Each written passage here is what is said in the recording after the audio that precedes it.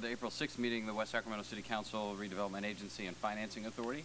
We're going to begin tonight, as we do each week, with the Pledge of Allegiance. I'd like to invite our guests to join the council and staff in the pledge, which tonight will be led by Ms. Denise Seals.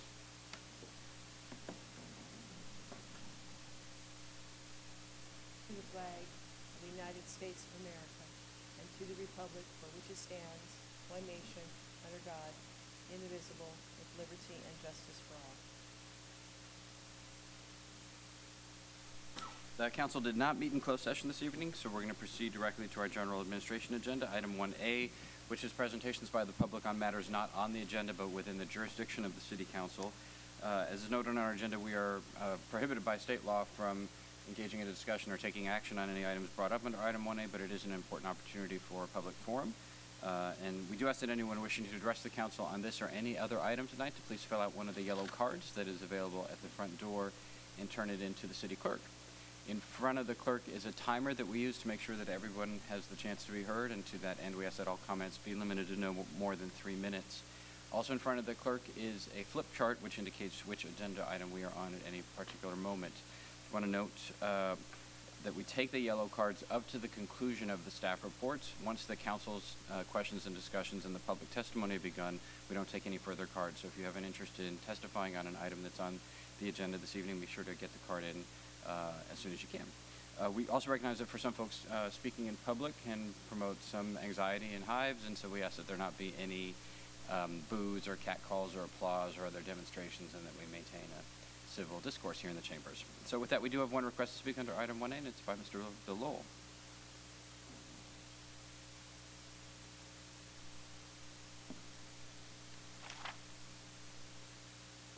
Thank you, Mr. Mayor. William Lowell, West Sacramento, for the record. And it was 3 or 4 days ago, I got a call from an older lady. I can't place her face. As I recall, her first name was Katie. She claims to know me for like 24 or 25 years. But the thing she was concerned with was our latest monthly utility billings.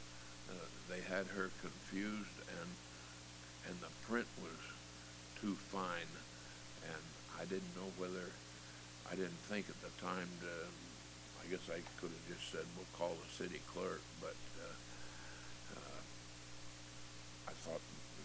I thought maybe they might have some enlarged copies or something like that. But I just thought I would share that little bit with you, and maybe see if staff could respond so that she and perhaps many others like her could better understand it. I know it was a little confusing to me when I first saw the first new billing, because it didn't show the automatic payment that I was accustomed to, and it made it look like I still owed money. So anyway, we'll leave it go at that. Thank you. Thank you, Mr. Lowell.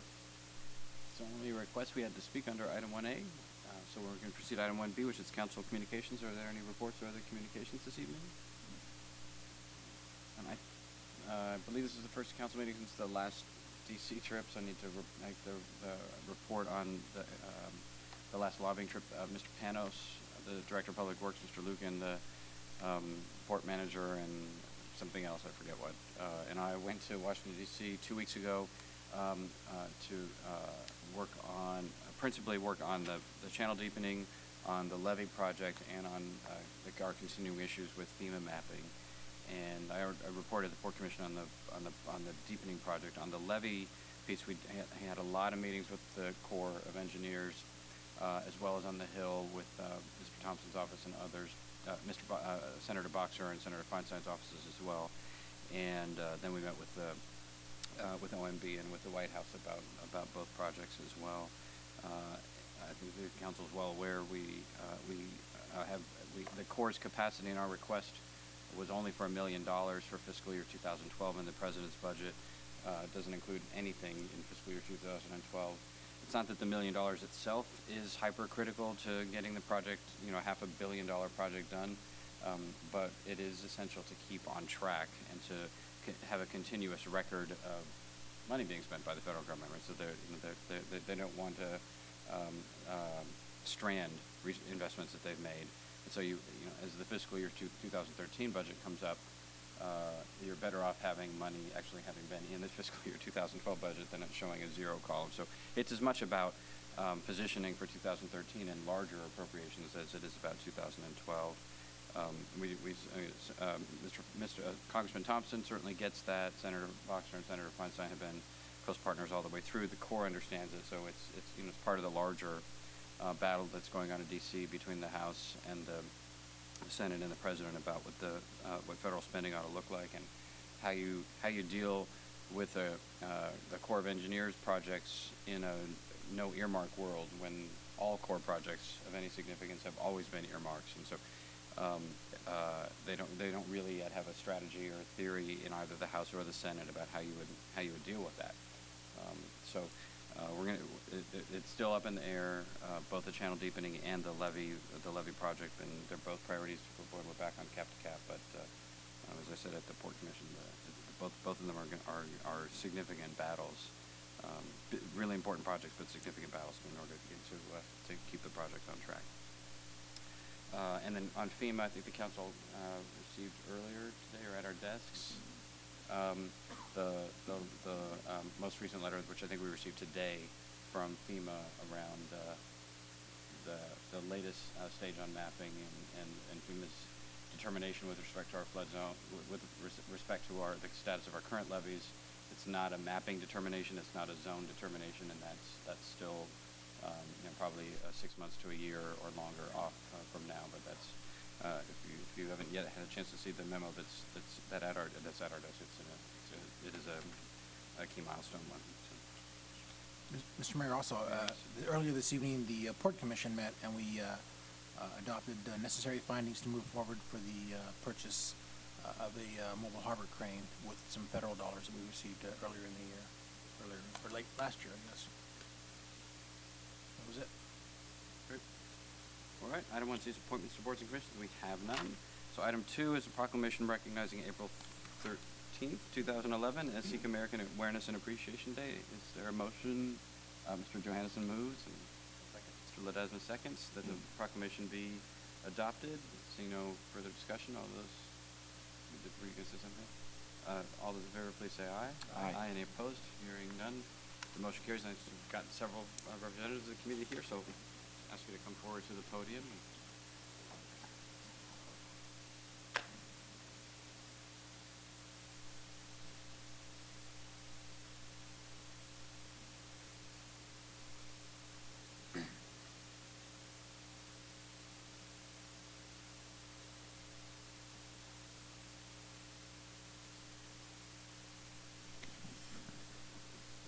Come to the side so the audience can see.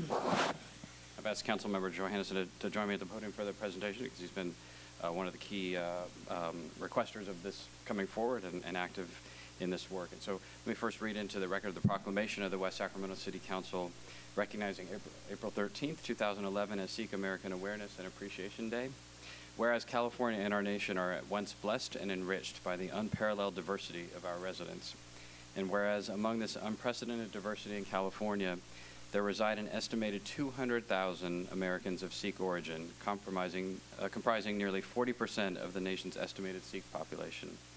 And whereas Sikh immigrants have resided in California for more than a century, with the first Sikh immigrants believed to have labored on railroad construction projects. And whereas while Sikh Americans have distinguished themselves in numerous areas of endeavor, they have demonstrated particular success in the areas of agriculture, trucking, and in the creation of small family-owned businesses.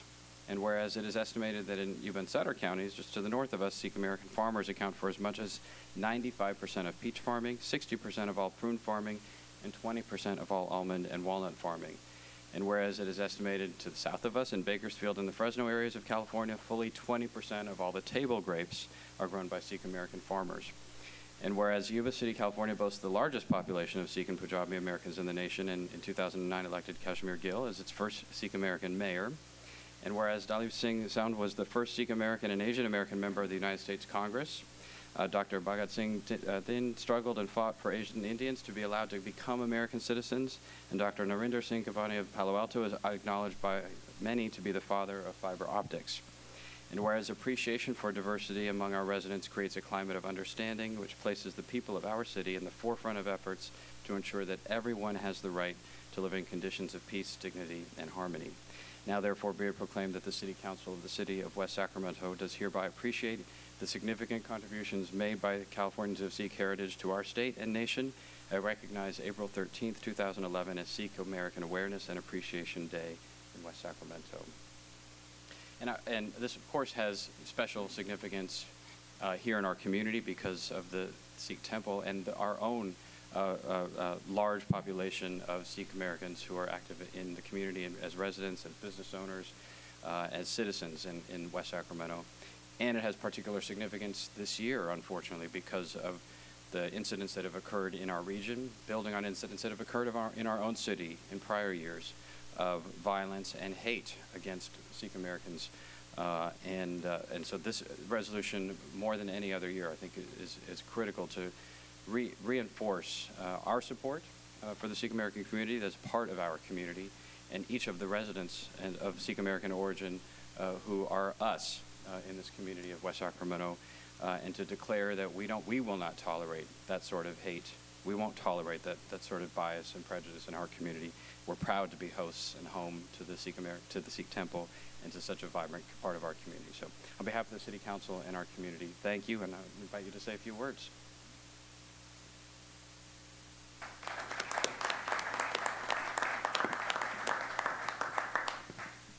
Thank you, Mr. Mayor. We are very thankful to your office and members of the City Council members, and I have the pleasure to know each one of you personally, being a resident of the West Sacramento. With me, Mr. Dillon, he's the president of our Sikh temple, lives in Natomas, but we won't hold that against him. J.P. Singh, as you very well know also, he's my neighbor in West Sacramento. On behalf of the Sikh community, we really thank you for this proclamation. April 13th, we are having a big celebration at the at the Capitol of West steps of the Capitol from 11 a.m. to 1 p.m. Senator Pro Tem Darrell Steinberg and his associates, he will be the chief guest. He's initiated, and he has declared April 13th as a Sikh Turban Day. So he's going to be wearing a turban, and we're looking forward to it. So we invite each and every member of the City Council, yourself, Honorable Mayor, and members in the audience to please join us on April 13th at 11 a.m. at the State Capitol at the west side of steps, and join us. There will be free lunch, Sikh vegetarian food, and there'll be interesting program, and primarily, basically totally dedicated to Sikh American awareness, to promote understanding between us and our brothers and sisters of the society. So thank you very much again.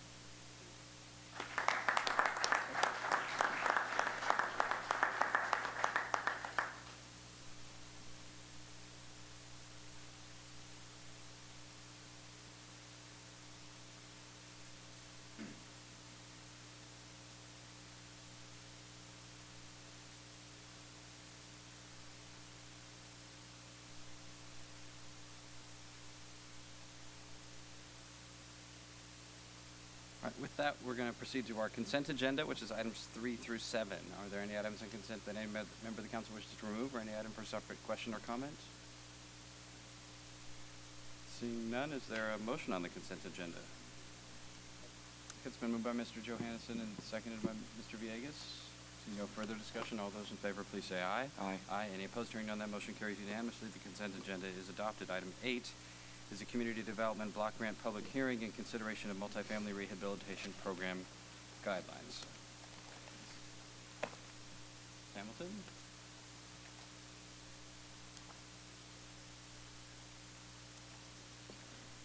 Program Manager Raul Huerta will be presenting this item.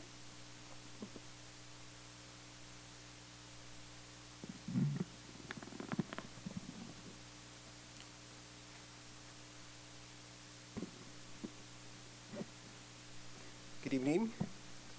I'm here today to request that the City Council hold a public hearing to receive comment on the proposed multifamily rehabilitation program guidelines.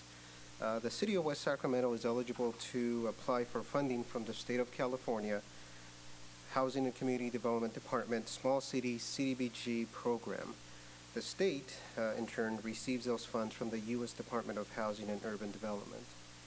HUD requires that CDBG funds be used for projects that address at least one of the three CDBG national objectives, which are: one, to benefit target income group households, which are households at or below 80% of the area median income.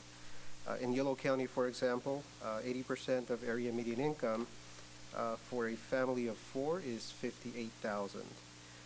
The second objective is the elimination of slum or blighting influences on lower income neighborhoods. And lastly, urgent need, which for CDBG is for unexpected emergencies such as earthquakes, floods, etc.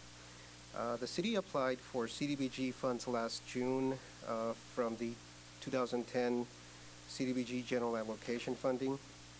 The city application was successful and was awarded $600,000 for multifamily rehabilitation, 2 to 4 units, first-time homebuyer assistance, and preschool scholarship program. As I previously mentioned, this public hearing addresses the multifamily rehab program portion of the award. While the city has established CDBG guidelines for multifamily rehabilitation and acquisition, CDBG requested that new guidelines be created for rehabilitation only. Acquisition was not an eligible activity in the 2010 application. In an effort to maintain consistency between the two programs, the new rehab-only guidelines have been modeled after the existing acquisition and rehab guidelines, minus the acquisition parts and other edits to account for rehab of smaller complexes.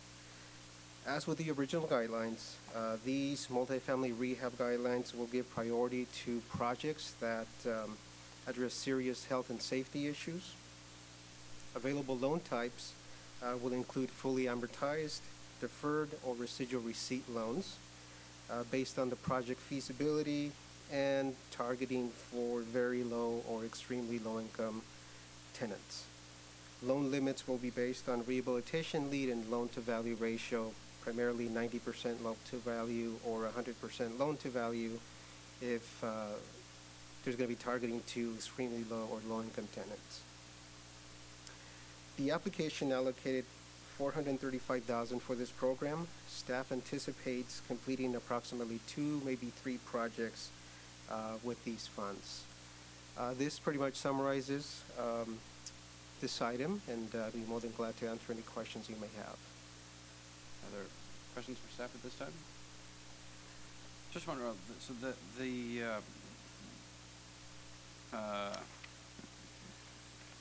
the House version of the appropriations bill for fiscal year 2011, which wipes out 60-70% of the CDBG, does that have, if that were to occur, does that have an impact on this? It should not. The funds for this particular grant were from the 2010 allocation.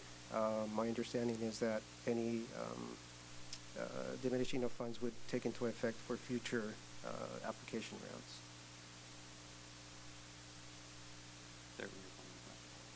Okay, we have one request to speak on this item, so we'll proceed to that. First, open a public hearing on item 8, and that request is by Mr. Lowell.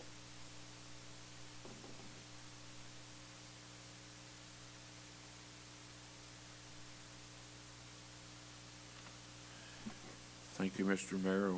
William Lowell again for the record. And I was just wondering if we have any summarizations of the specific locations of where this rehabbing is going to take place. And I might as well consolidate my question from number 9. If it's going to,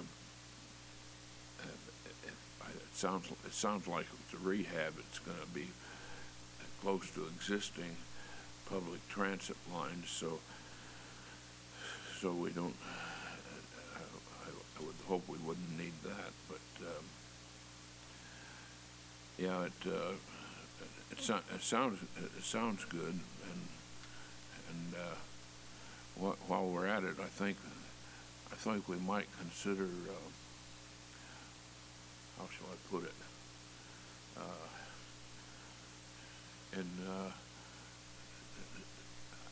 I think there should be at least 2 restrooms in every home, and at least one of them should contain a man-sized elongated toilet. Thank you. Okay, thank you, Mr. Lowell. That's the only request we have to speak under item 1H, so we close the public hearing. Mr. Huerta, comments in response to the issues and questions raised in the public hearing first?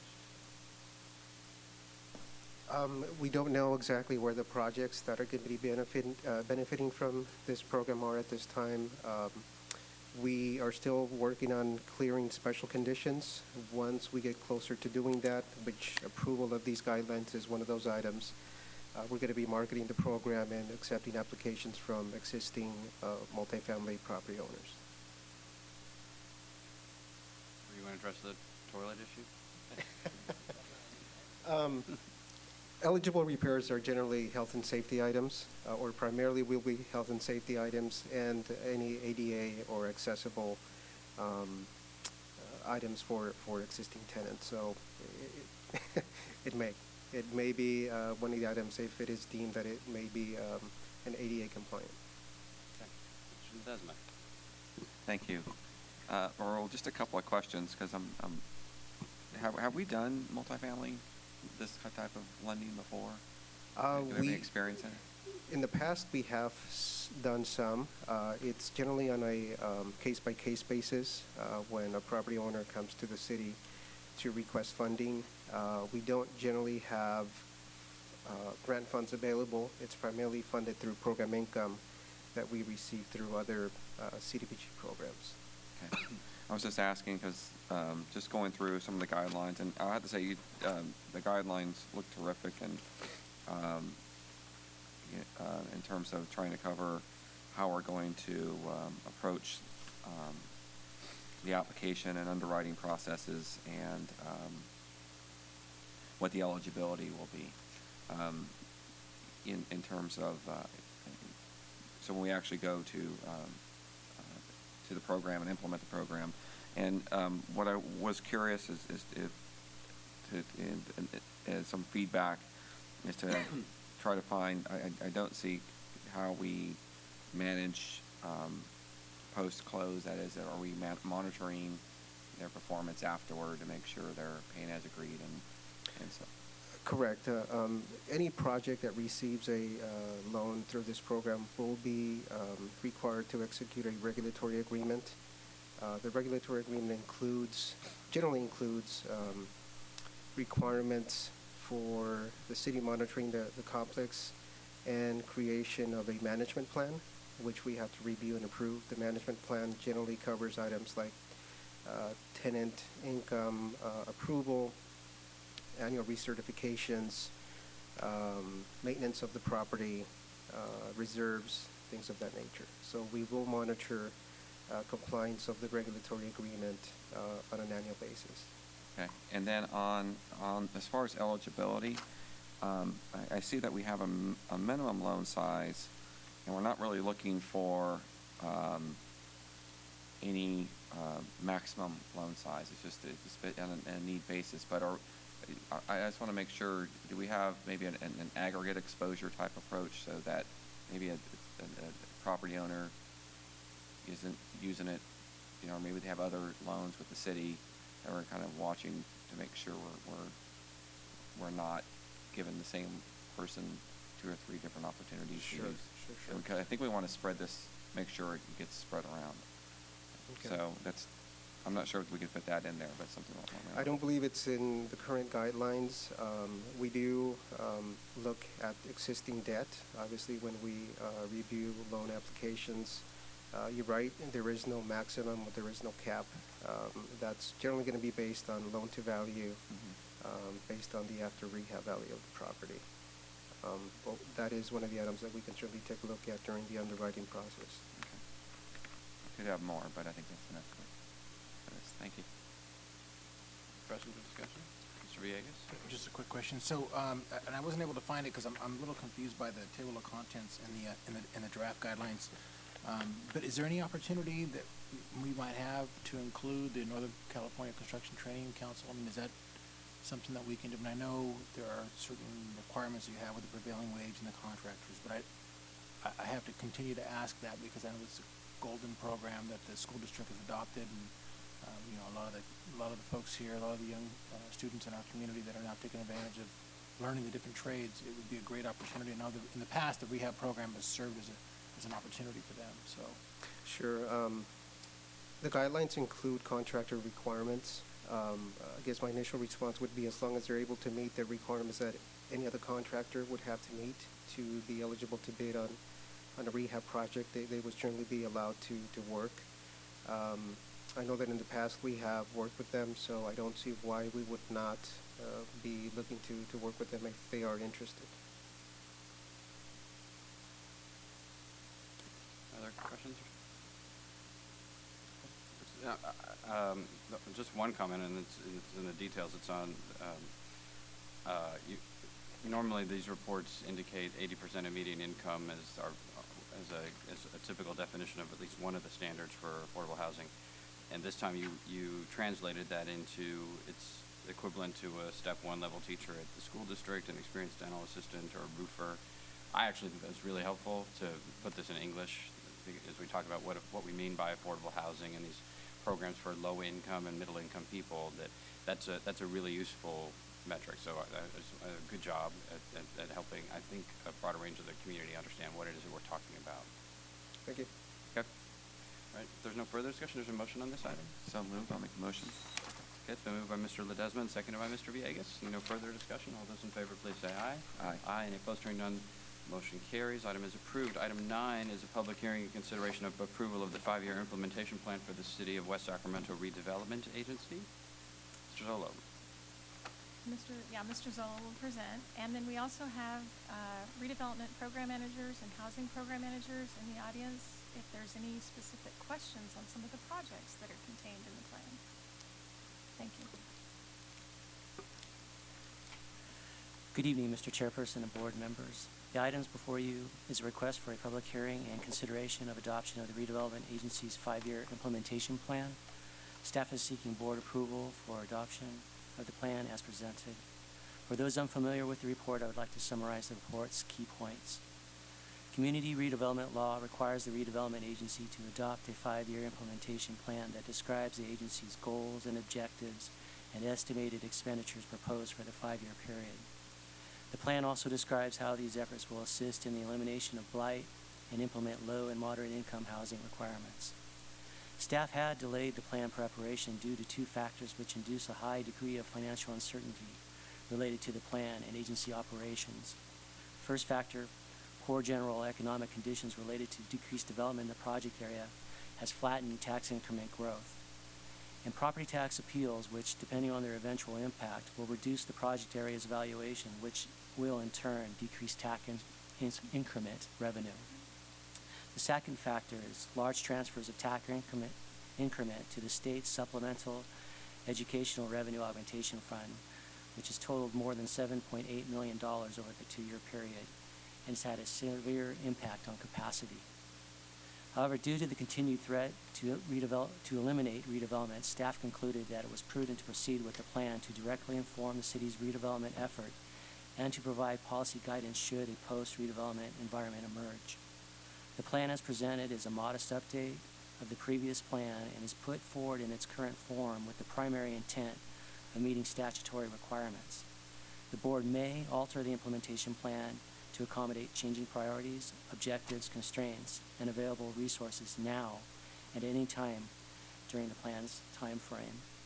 This concludes the summary presentation. I can respond to any questions the board may have now or after taking public comment. Thank you. Thank you, Mr. Lillo. Are there questions? All right, then we'll open the public hearing on item 9. We only had one request. Mr. Lowell dealt with his question in the last item, so seeing no further public comment, we will close the public hearing, return it to the agency board. Is there discussion or questions at this time? So the plan describes what we intend to do in the 5 years, but this does not create any commitments relative to the pending legislation on the abolition and cannibalization of the redevelopment agency. No, it's specifically a planning document. There are no obligations, and the requirement in CRL is that we come back mid-plan period, which will be about next year, to amend the plan to reflect the board's changing priorities or resources or the situation with the agency at that time. So it's a flexible document, policy document. All right, seeing no further discussion, is there a motion on the plan? All right, moved by Mr. Johannesson and seconded by Mr. Villegas. All those in favor, please say aye. Aye. Any opposed? Hearing none. That motion carries. No, he aspirated second without. He did not say it from the diaphragm was not involved, but it was a lung second. Pull it out. Okay, item 10 is consideration of final implementation plan and license agreement for the West Sacramento Farmers Markets. Economic Development Coordinator Diane Richards will be presenting this item, and the Chamber also has a representative here, Denise Seals, who also would like to address the council after staff presentation. She has a card. And she has a card.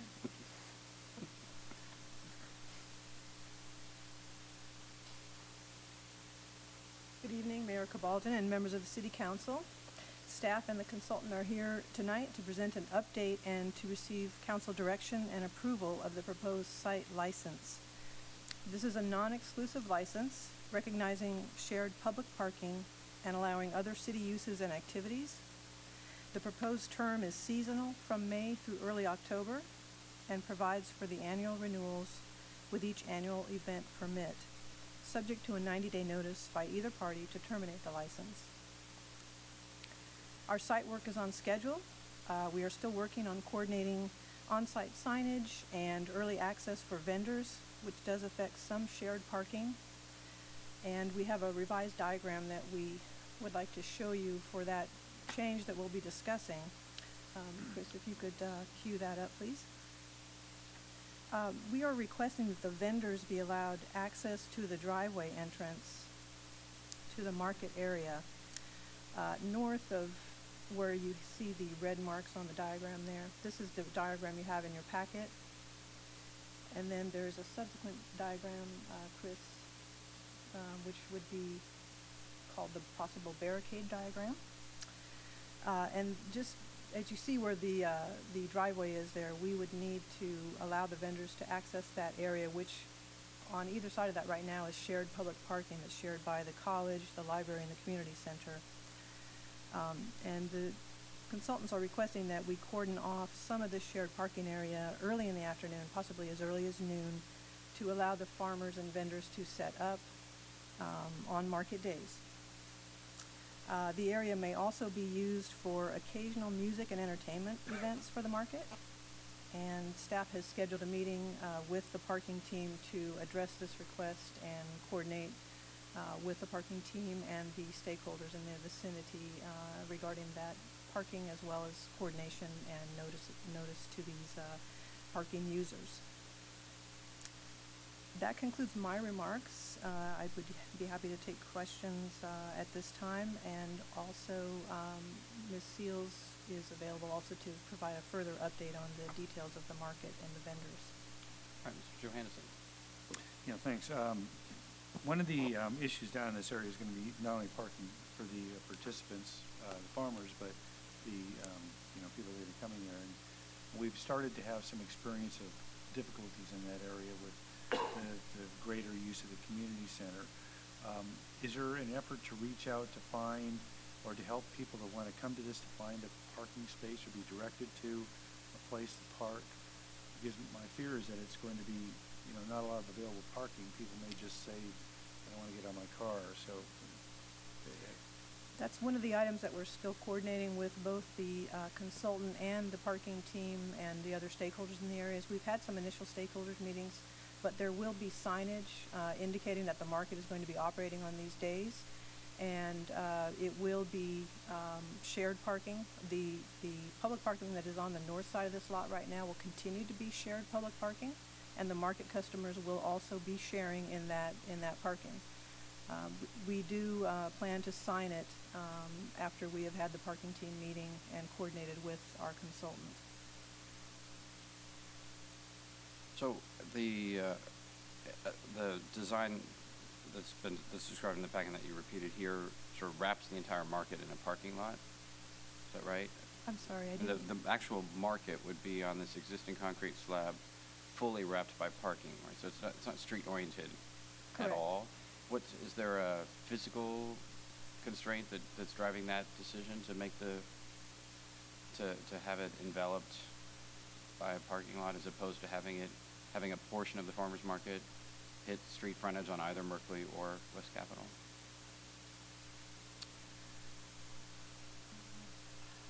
I guess my initial reaction is the market pad is being fully utilized by vendors and farmers. We're trying to accommodate the public shared parking that we have on the north part of the lot, and we're also anticipating there will be vendors and farmers parking on the southern area. If I understood your question, it is that do you want this to spill out, or do you want this to spill out onto the street? Did you mean the parking, or? No, the market itself, right? So the market could be directly connected from a pedestrian environment, could be directly connected to our brand new pedestrian-oriented street, and it's not on this map. And I couldn't tell whether it's because there's already a concrete slab and that's the best place for the vendors to be located, or if we made a conscious decision that we wanted to make it more of an auto-oriented arrangement than we might have had it been a parking on one side and then the market abutting either West Capitol or Merkley. I understand your question better now. We are trying to. For one thing, we have an ADA access ramp that goes from West Capitol right into the northwest corner of the site, directly onto the market pad that has been constructed. So we do need to preserve that. The other thing we were trying to accommodate was we were trying to maintain as much public parking as possible, that shared public parking. So we were trying not to interfere with that because of the constraints that we have on parking right now with the operation of the community center and the other stakeholders that are in the area.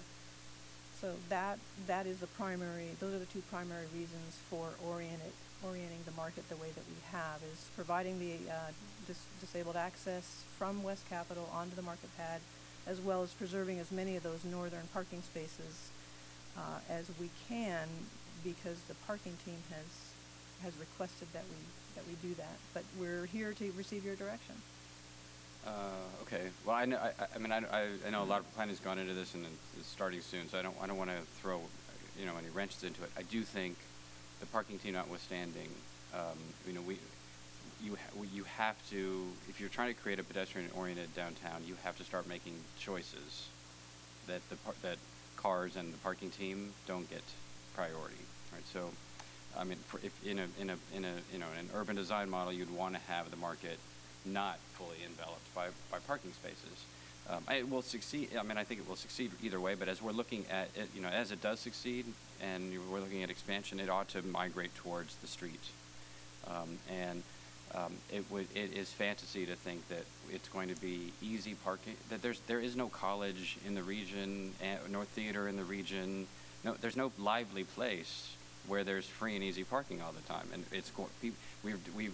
that's why we built the transit center. That's why we've created a transit system that's much more reliable and predictable and safe, and we've got the real-time displays. It's intended to be the bike racks everywhere. So we have to start living up to that, and a part of that is saying, although we're not telling people you can't drive, we are not going to we're not going to reorient everything that we're doing around the notion that everyone is going to drive there. We can't. We won't end up with, because then it won't be the kind of environment that is focused around pedestrians. So I understand how we get to this point, and I'm not suggesting we change it all, but we ought to be looking towards making it more street connected, given the investments that we've made on West Capitol. So noted.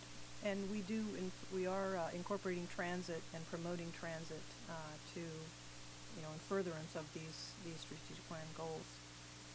Mr. Johansson? Yeah, one of the issues, it's not in particular to this agenda item, but it's the issue of senior transit as well. And what I'd like to see when you're looking at a transit plan, to maybe reach out to the community and see how we can get seniors to this as well. One of the disadvantages a lot of seniors in town have is they're not that mobile.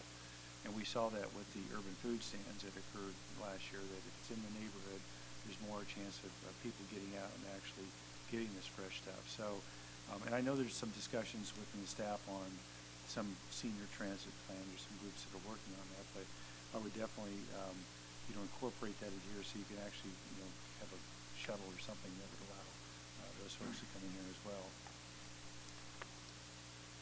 I think we may hear a little bit more about the transit coordination from Ms. Seals. That has been a focus of her efforts. Okay. Villegas. Thank you, Mr. Mayor. If I can just maybe tease out a little bit about where I think you left off on, and that is, how many spots realistically for parking would you get out of and I don't want to start to try to rearrange the situation, but I just want to understand in my head, how many spots are you going to get out for parking directly north of the existing concrete slab in the diagram, roughly? Is that? I'm afraid I don't have the exact count. We would probably need to go and count the spaces. I requested that, and the parking team did not have a map showing the existing parking spaces there.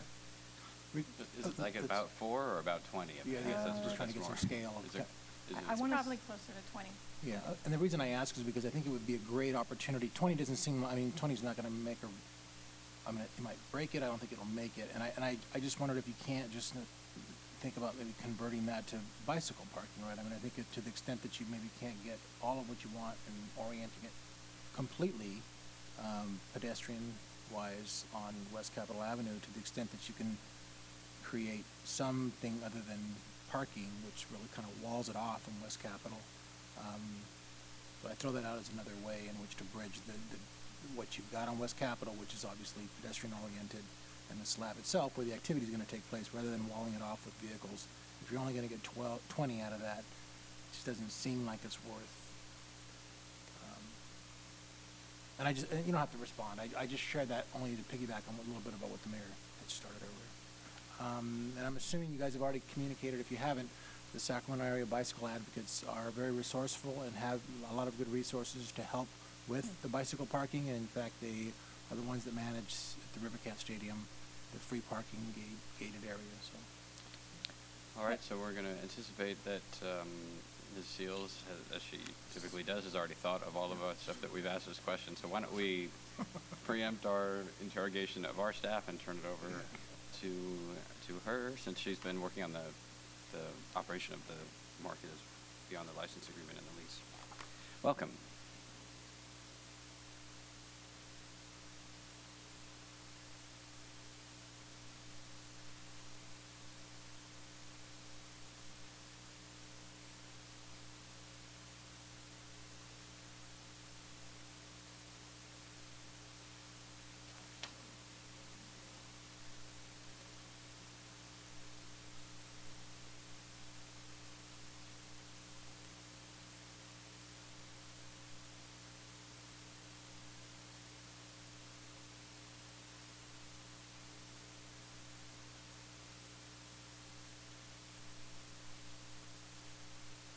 I don't have this thing turned on, which is why I can't hear.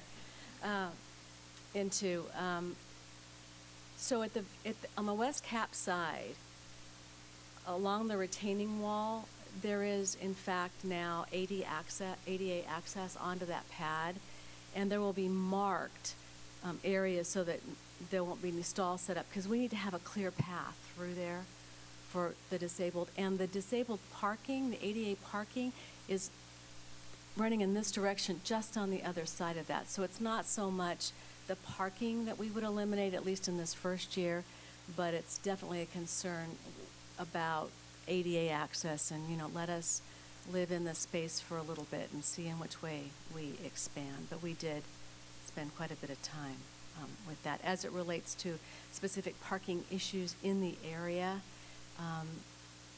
this 20-week market is a market that runs in a very slow time for Los Rios.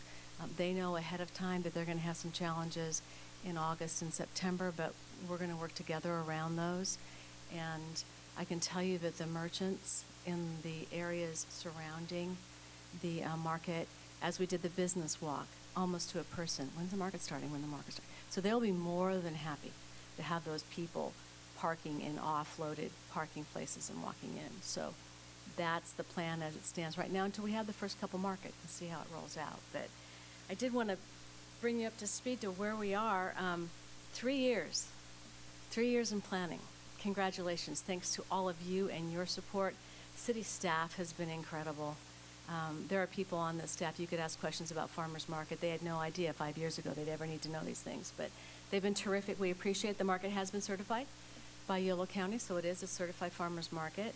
We've also been authorized to accept, by the USDA, to accept EBT SNAP, which is the Electronic Benefit Transfer and Supplemental Nutritional Assistant Program swipe cards. We'll have a wireless unit on the market, and we'll have market tokens.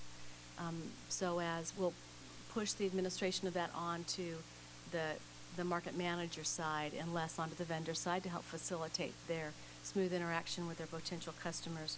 We've also registered the market with the California Certified Farmers Market Association. Do you want me to stop? That was 3 minutes. And which will put us on the state and local website directories. We will be on the USDA National Directory of Farmers Markets, and we are currently on the Local Harvest National Registry. Once again, if you'll look at this site layout, our anticipation is that we will be on the blue area, which is the existing slab, thanks to really improvements that are moving along at a tremendous pace, and it's looking really very good. We anticipate that we need to kind of fine tune that once we get the ADA areas marked off on the slab for access, but we anticipate that we'll have room for 25 10 by 10 vendor spaces. Because it's a certified California farmers market, the majority of those vendors need to be farmers, and we need to keep them separate from each other. So at this point, we're expecting that the West Cap side, at least down to the first driveway entrance and probably around, will be made up of 15 certified producer spaces. In those producer spaces, we have capacity for 30 farms to be represented because they'll have some second certification that we'll be coordinating. We are still with a Yolo County focus. And from West Sacramento, we have applications or commitments from Dave Vieira at Vieira Farms, the pumpkin patch that's south of town. He's very anxious to be there. Heidi Watanabe, who does amazing heritage tomatoes. You've seen her under the freeway market. KP Organics, which run their distribution center in West Sacramento, and a group called Everyday Ecology, Dan Gano, who has acreage in town and has some really interesting concepts to talk about, urban farming. So we also will have, and are confirmed, that we will have almonds, olive oil, honey walnuts. We'll have strawberries and avocados. There will be dragon gourmet mushrooms there. We have we have a couple of Asian farmers that have applied and are interested in participating to provide that variety of produce for the market. Lucky Dog Ranch, which is grass-fed beef.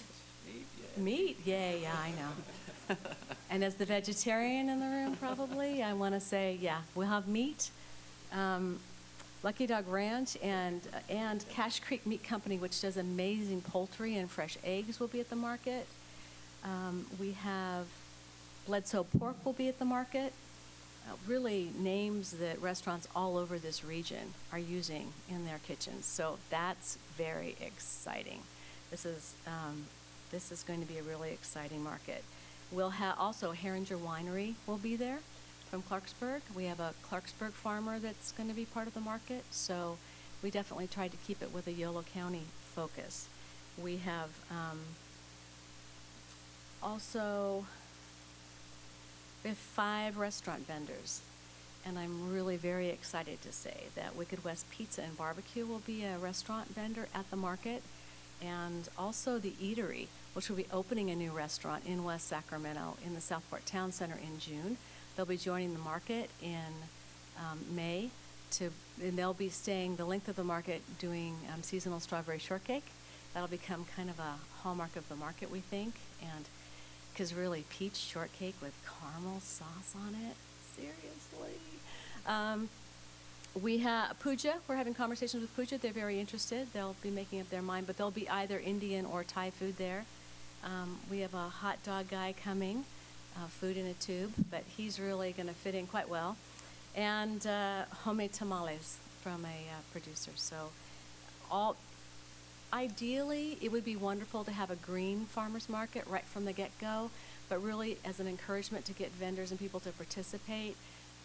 Our first step in that effort is that all the packaging and containers for the prepared foods will be compostable items, and the cups and lids for drinks all have to be recyclable plastic, 1 or 2. That's pretty exciting. 5 processed food vendors. We're going to welcome back Marla Davis. She owned Blue Blizz, and she's coming in with Santa Fe Trading. Their West Sac residents, or their family has come generations in West Sacramento. They'll be bringing their tortillas, but they're also bringing fresh fruit shaved ice and fresh fruit smoothies. We have a bakery that will be there with breads. We have a bakery that will be there with pastries, muffins, cookies, bars, and scones. This amazing Middle Eastern prepared food vendor that brings bologna and hummus and terrific spreads will be there. And then I think the thing that makes me really excited is that, and this is a great example of West Sacramento and how it works, United Bakery is teaming with the Sacktown Heroes. And United Bakery is providing the product kind of as a way to give back to the community. They're also mentoring and working with the kids that are involved in the Sacktown. This just rocks. With the Sacktown Heroes, and the kids will be selling the product, so they'll learn about business processes and how you run a business. And all the proceeds will go back to the Sacktown Heroes. Part of their agreement is, after they've worked everything out, that a percentage of their profit must then go to another nonprofit in West Sacramento. So teaching those kids that you not only need to be successful where you are, but you need to remember to move that forward. So that's very exciting, and we're really proud of them for pulling that together and coming up with that. We have at the market, what you will expect to see at the market, balloon clowns. We'll have a market mascot. That'll be a fun naming marketing opportunity. Picture a 6-foot-tall big tomato. Paper grocery bags that kids will be stamping. We have seating. Try to vision seating for 75 to 100 people at the market, in and around the market. Chef demonstrations, market basket drawings every week, and we will have music, probably monthly for the first year, just to make sure that we can handle everything that we're attracting.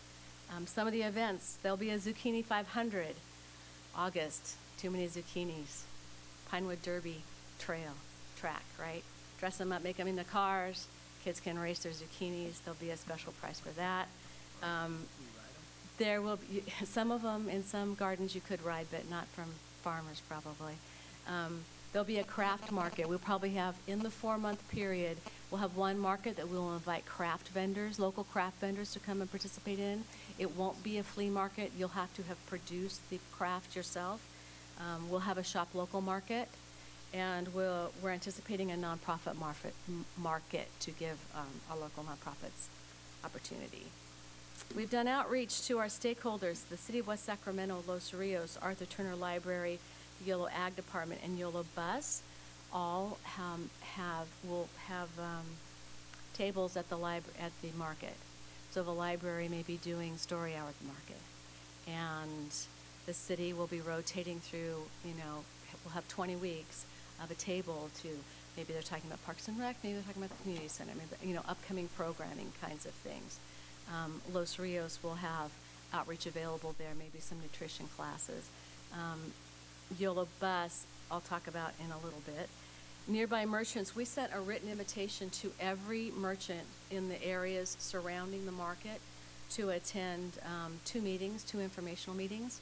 I can't say they were well attended, but we did reach out to them, and we will follow up with the frequently asked questions and marketing suggestion handout to those same groups the week of the 18th to help them maximize the exposure that they'll get from the people that will be coming to the market. We met with Washington Unified School District Superintendent and the chair of their school board, and we'll work with them to get information out into their newsletters for kids. And I've had conversations, at least initially, about looking into the whole farm-to-school type programs, which are not uncommon in Yolo County. YOLO Bus have been tremendous partners for us. What a great relationship. They'll have incentives for folks to ride the bus to the market. And we've talked about both the north-south and east-west, even all the way into Sacramento east-west line.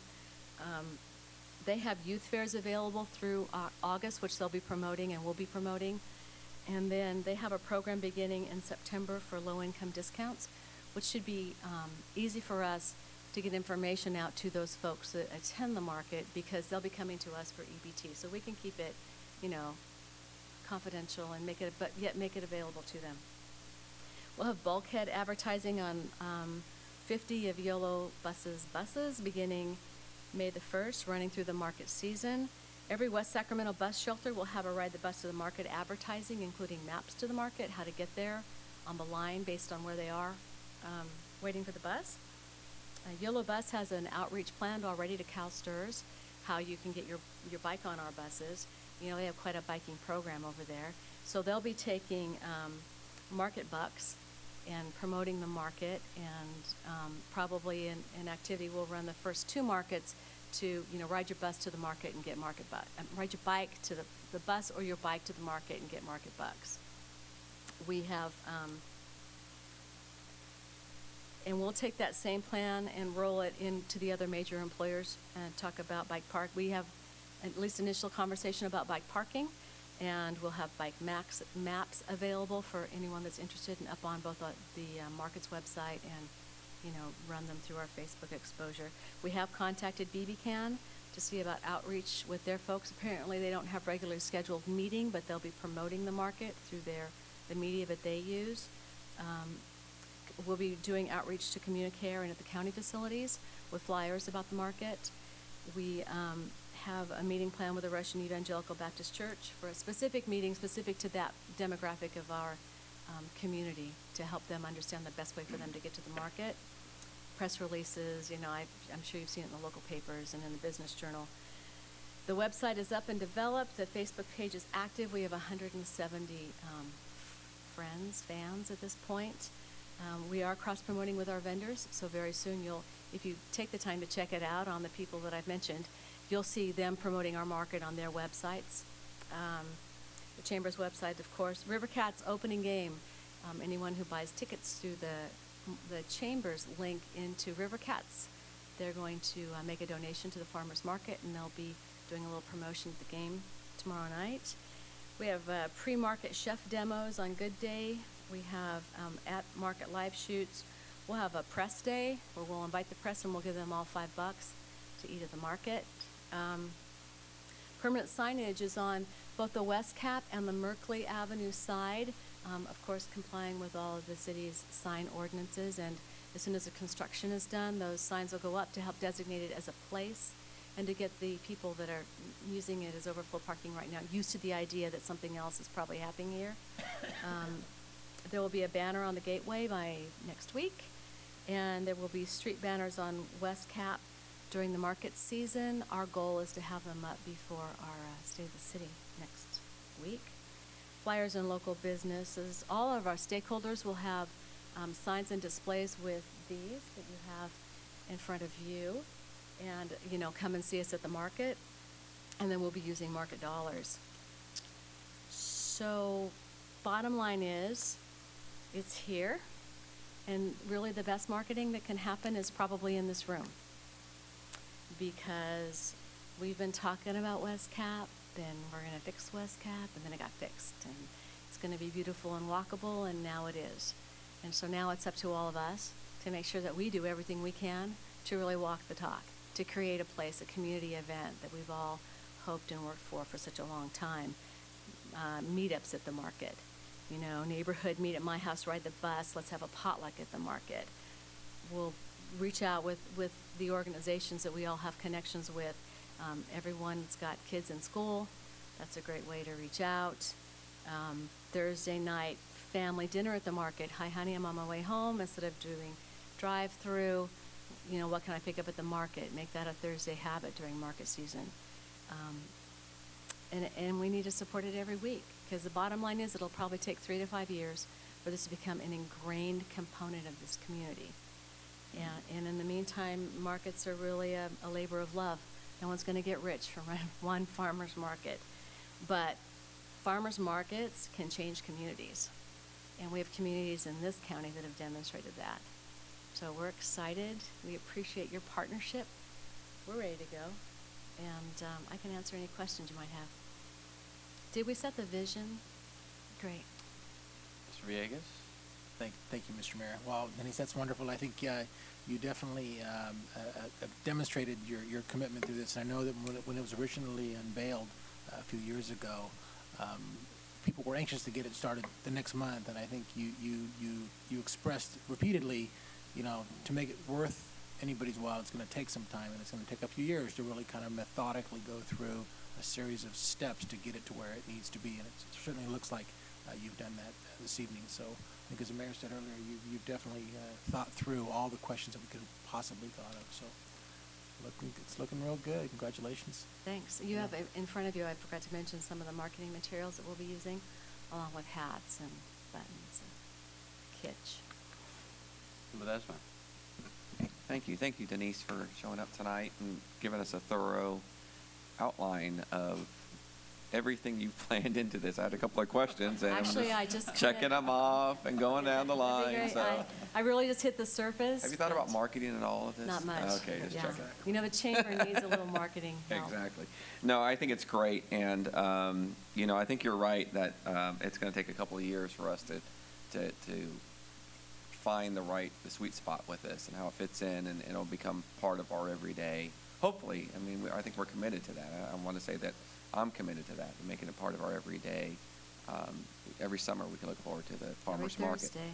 That's right, and I think there's just I think you've covered it pretty well. I couldn't think of anything more that you could add to the marketing mix or to the planning. I'm really glad you're thinking through the transit piece, because I look forward to trying to find ways we can get families from our neighborhood just to walk down to Southport Town Center and take the bus together down there. I think that would be a great way to kind of get down there and enjoy the evening. And but a couple of just quick things, and I didn't see. And I'm sure you've been coordinating with the police department and how we're going to provide security and at least have a presence there. The annual event permit has been submitted, and okay. We'll be coordinating meetings with public safety and public works and those related departments to help make sure that we're all on the same page. Yep, I think that would be important too as families come down. We know this is going to be a great place. Where families can gather around the community center, around the farmers market, and just having that piece covered would be helpful to be able to reassure ourselves that we have a safe, family-oriented event. So congratulations, this is great.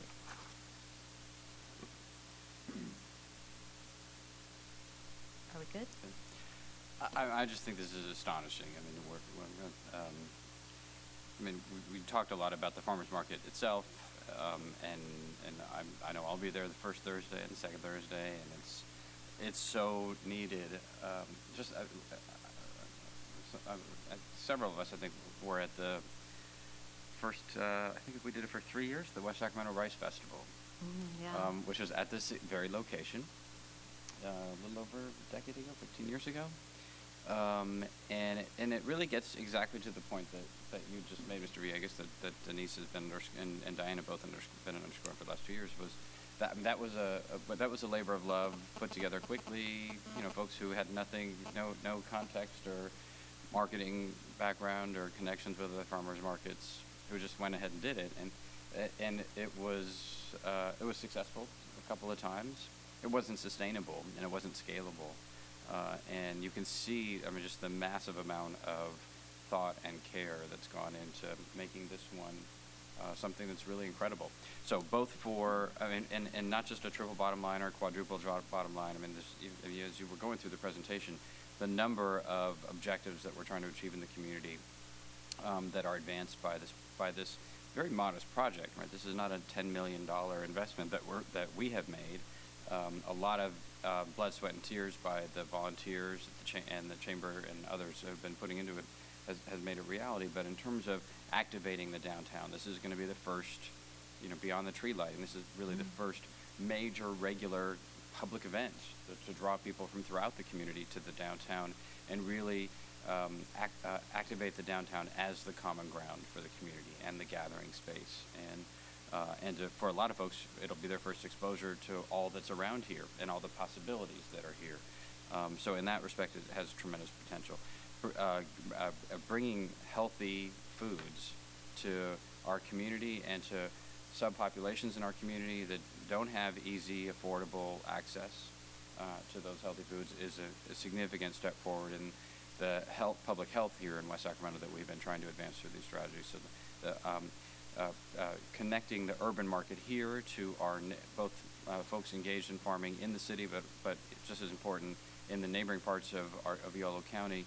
It's been a significant part of our agenda locally and regionally to make much stronger connections between urban places and the farm economies around us, both to support farming and farmers economically so that they can continue, and also to help urban residents get access to better foods and better knowledge, and also to understand better about food and food choices.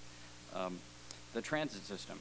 This is one of the areas where I think I'm excited about it, and I hope the Yolo Bus is thinking about even more ways to incentivize people to try this. Because the thing about it is, we over the last 5 years, this city has made a larger investment in public transit than any other city in the region. And we just opened up the new transit center with the real-time displays, and a lot of the issues that have always been challenges for why people couldn't or wouldn't use public transit, we've dealt with. It covers more places, it's more frequent, and it's more predictable and reliable and safe and clean. And for a lot of folks, it's hard to just, okay, I have a car and maybe I'll just start taking the bus to work.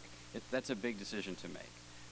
And you're not gonna, and it's difficult to say I'm going to go take the bus to IKEA and pick up a couch, right? It's just not that. Those are not easy entrees into the system.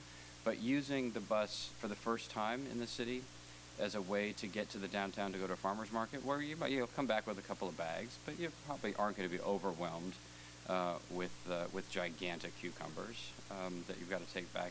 It's a very comfortable way to get exposed and to see how transit and biking and other options, but how transit in particular can work. And so giving folks who ride the bus to the market bucks is a great idea. Yolo Bus really ought to, and I would encourage Mr. Villegas as our representative there, think about other sorts of, maybe we just, for the entire first season, we say folks ride free. It's not that unless the whole city comes, which would be a great benefit in and of itself. It's not that expensive, because fares are not a major part of the operating budget of Yolo Bus, really, less than a third, as a way to encourage as many people as possible in the community to just try it out, as a way to get to the downtown and get to the market. So I think that's another area where there's really great potential.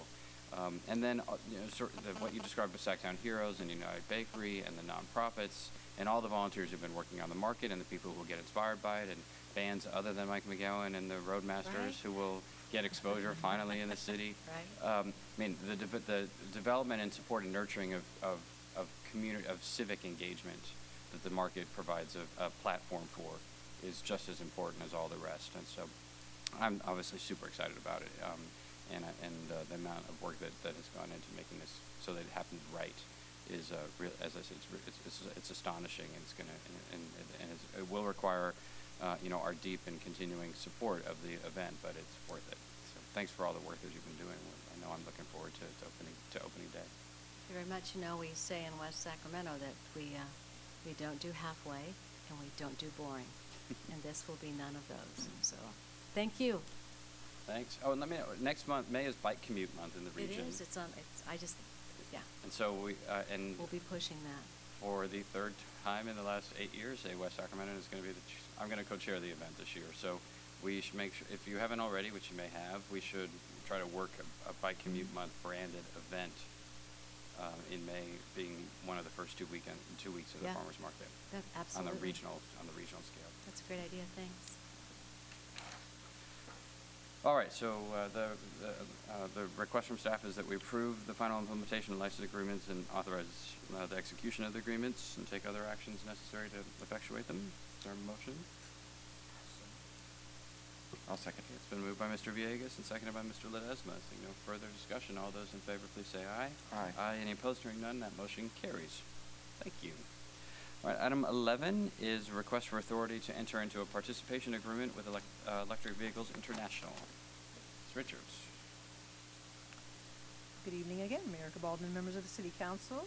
Staff is requesting council consideration of a concept to attract Electric Vehicles International to locate their vehicle production and sales facility in West Sacramento.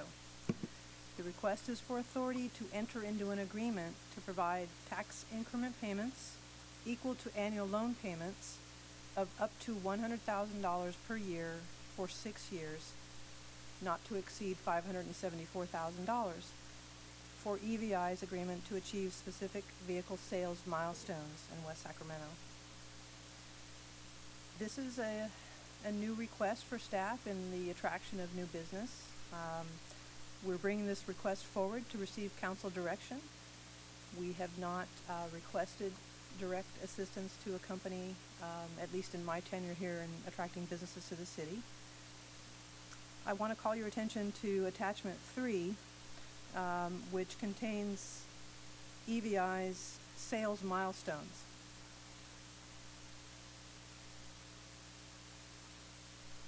They project $102 million in sales over 7 years. And these are the numbers that they are willing to commit to in terms of receiving the participation payments. Attachment 4 estimates the potential economic benefit of this new economic sector in the city, using EVI's projected sales goals of $45 million projected in the year 2013. This is their corporate sales goal, and as you can see, it projects a significant economic impact, both indirect and induced.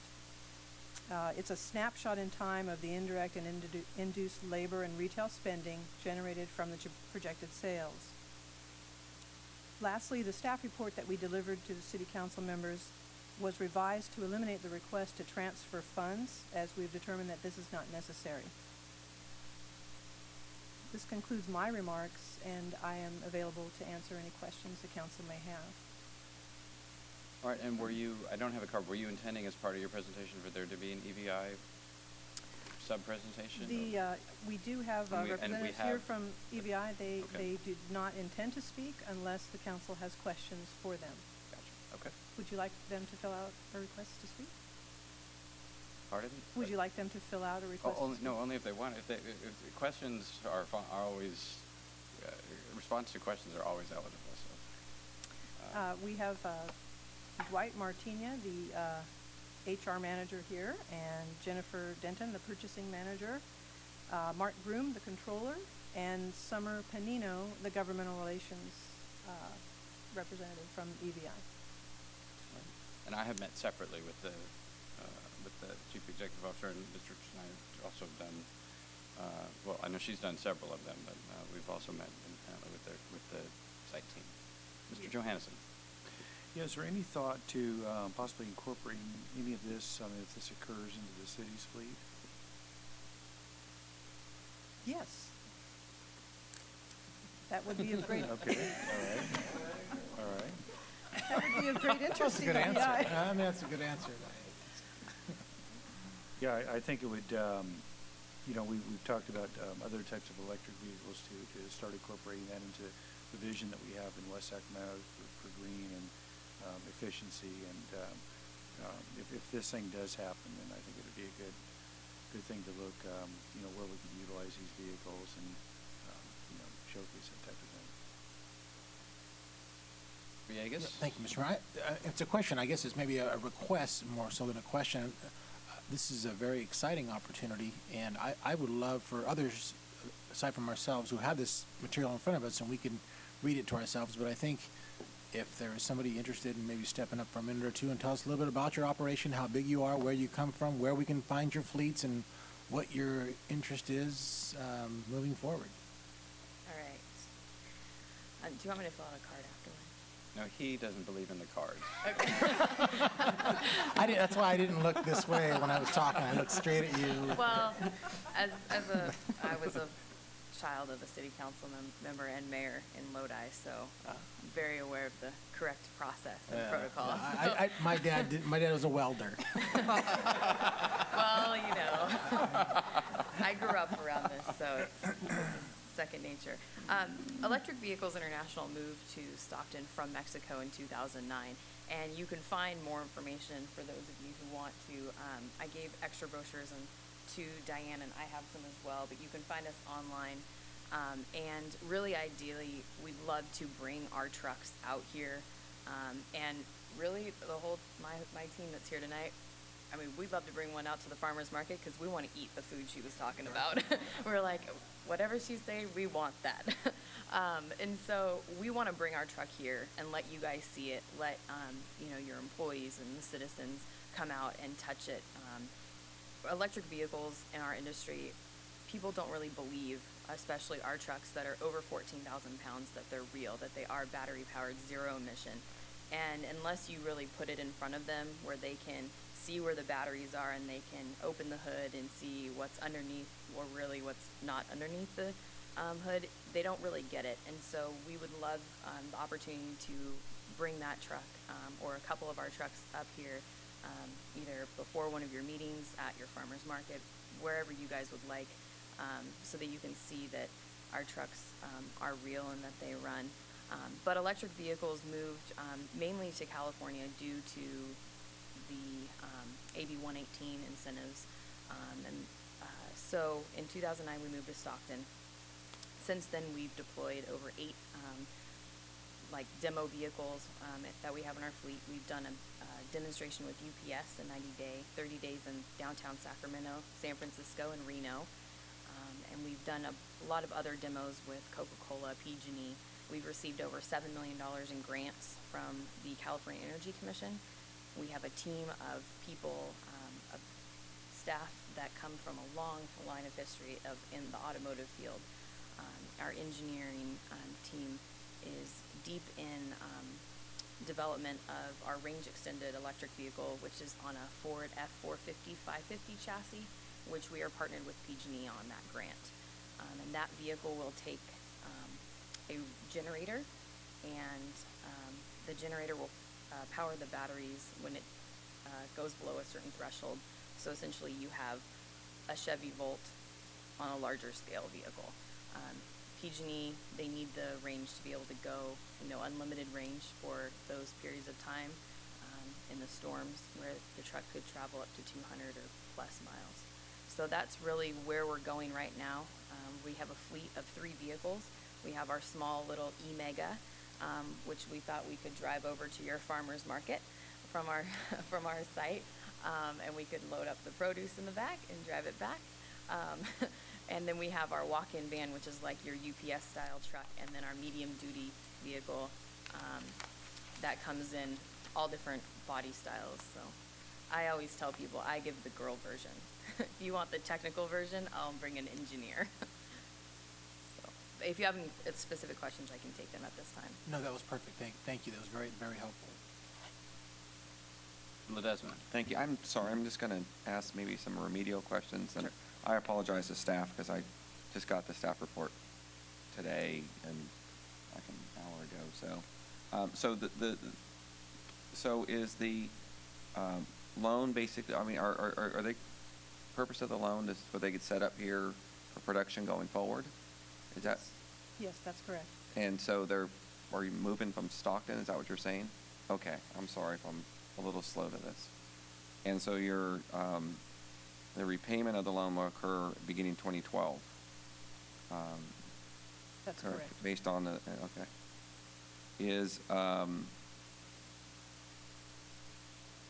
Oh, never mind, you answered that question. Okay, I just wanted to be clear on a couple of those thoughts because, again, I apologize, I was getting the staff report and I just want to make sure. Is the CDBG rate to them is 2%? What are the terms are we building into this? At this time, the applicants have applied for a loan. The loan is being processed by staff. The loan agreement has not been negotiated yet. That is still an item that needs to be done. And it's, it is our intent to file an over-the-counter application to CDBG program. It's possible that interest rate, that could change, but that is what we are proposing, and that's how the loan will be underwritten. But the additional terms need to be negotiated with EVI and Economic Development staff, and ultimately a loan agreement will be brought back to the City Council. And that was going to be my next question in terms of process, because it seems like we're just this directional meeting where we're just sort of saying that we conceptually agree with this, which I do. I just want to make sure I'm clear with the process. Okay. This is something new, and we wanted to bring it to you for direction and make sure that the concept was something that the council wanted to consider. So we've never done any direct lending to a business, or I guess through this. Is that what you're saying? We've never done this before? Not loans per se, but we have not. I have not brought to the council a request to assist at a company directly, other than with a business loan program. In my time here, not to say that it has never been done. Okay. That's all the questions. Johansson? No, I think it looks good. One of the things we're trying to do is promote jobs and business here. And the bottom line, that's kind of what the use of these funds is going to be for. So this is actually helps us in a number of different ways. It's not only the job creation, but also I think, as we've discussed, improves the image of the city and creates something others in the region can use as well. So. Well, I'm certainly supportive of the proposal. It is a departure. It's a significant tax increment investment that's being made here, and this is important not just for West Sacramento. We've been working with the Governor's Office of Economic Development. This company, because of the sector and EVI's position nationally, internationally,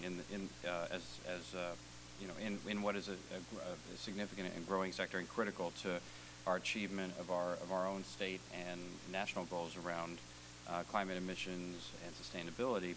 This is a high priority retention company for the state of California, and so we've been working with them and EVI as well to help assure that they don't find other opportunities in states with the worst public education systems in the country. In the Mississippi Delta, and so I just want to underscore, because the EVI presentation was fairly modest in terms of the sort of the significance. The throughput of EVI at the moment is significant but not massive. But what we're talking about, the reason why this is an important prospect for the state and why it has great potential here, is the overall national and California market for vehicles like this of all types. And so it is important, and it does justify this sort of departure from the way that we approach it. As staff report indicates, it's not a significant risk. We're committing redevelopment tax increment funds, but those tax increment payments would be tied to bookable sales by EVI, and those bookable sales generate sales taxes as well. And so it's just a pure, as a pure economic matter for the city. and its affiliated entities, it makes sense. And certainly as a job creator and as the sort of industry that we want to grow in this community, you guys is a good example of that. So I'm supportive of it. I do, the question about us buying vehicles is not a, I mean, we're not really doing a lot of purchasing at the moment. But, this, up to $574,000 worth of direct tax increment assistance, and you guys making commitments around us being the point of sale and a minimum stay period of 7 years, and hiring priority for West Sacramento residents, and looking at using local suppliers. The other area that we ought to be talking about together is if we were to engage in a vehicle purchase, which I think would be great for a whole lot of reasons, our own objectives, but also EVI marketing, that we won't be a UPS size purchaser, and there ought to be, given the financial support that we're providing and through this action, we ought to get some sort of commitment that we will get charged the lowest fleet rate, something that's some I mean, I would hate to approve a $500,000 appropriation and then not get any break on the actual vehicle purchases. So I think that's actually in both parties' interest. But as the actual business participation agreement and the other documents get prepared, I would encourage our staff to work with EVI to look into that issue. Can I make a quick comment on that? I just wanted to let you know that we've been talking internally about some different creative things on that forefront. So hopefully we'll be able to work something out. Great. So. Good. All right. Are there any other questions or discussion? I see none. Is there a motion on item 11? I will make the motion, so move. Okay. Mr. Ledesma has moved. Mr. Villegas has seconded that item 11 be adopted. All those in favor, please say aye. Aye. Aye. Any opposed? Hearing none, that motion carries. Thank you.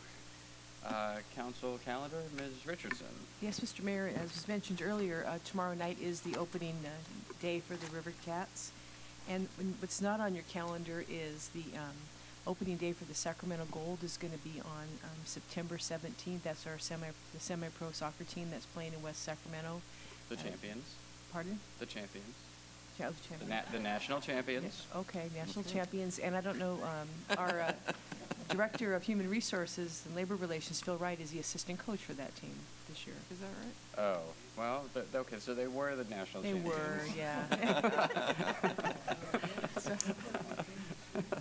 And Mr. Ross is expected back from Asia either on April 14th or April 15th. Isn't there something next Thursday? Pardon? Isn't there something next Thursday on the calendar? I don't know. That's right. There's some speech, I think. There's a State of the City address. Thank you. All right. We'll be there here in the Galleria. And again, Mr. Ross is due back either the 14th or the 15th, depending on, I guess, his jet lag and how he feels when he returns. Okay. All right. Any questions on the calendar? Seeing none, city manager reports. You already mentioned the letter from FEMA that should be on the council's DS there. And also on your DS is a Proposition 218 notice that's going to be mailed out next week to all the residents of the city. That's going to be talking about the proposed rate increases for the utilities that the council discussed at a previous workshop. All right. Any questions for the acting city manager? City attorney report? Staff direction from members of the council? We have no future agenda item requests. Mr. Johannesson moves. Mr. Villegas seconds that the meeting be adjourned. All those in favor, please say aye. Aye. Opposed? Hearing none. Motion carries. Meeting is adjourned.